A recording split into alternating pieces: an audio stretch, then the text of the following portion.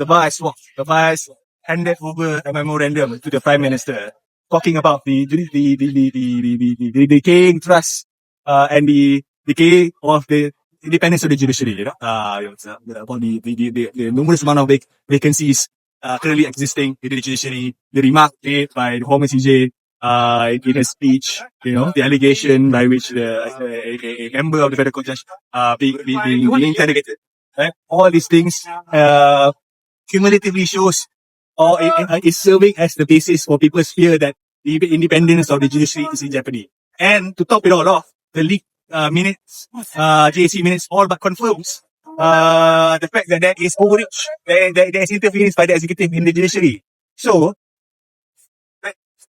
that drastic actions we take. The bar doesn't work just simply the bar works for something like something that matters. And this is what matters, because this is the sanctity of the rule of law is in terms of its enforcement and its adjudication. And if its enforcement and adjudication cannot be safeguarded, then what is the point of law? What is the point? And how can we expect people to adhere to laws?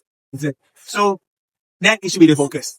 The focus should be to strengthen and embolden the independence of the judiciary, both in actuality and in perception, because there is a deficit in trust. With all that is happening right now, there is a lack of trust in the independence of the judiciary, and that has ramifications years in our judiciary and our legal system as a whole. And that should be the focus. The focus shouldn't be to investigate who leaked documents. Because who leaked the documents doesn't matter, because the documents has been seen. The cat is out of the bag. You can't simply ignore it now.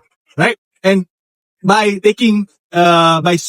focusing solely on the fact that, on the investigation on the leaked documents, it shows that the government doesn't care.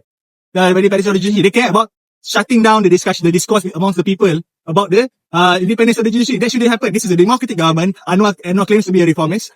And if he is a true reformist, follow the letter of the constitution, right? Allow people to discuss what is a matter of national importance. And primarily, of course, the thing that can restore the faith of the people in the legal system and the judiciary is by taking away the consolidated powers of the Prime Minister to appoint the judiciary. Because ultimately, how can we get away from the perception that there is interference of the executive if the head of the executive is essentially the sole power that appoints who sits in the judiciary?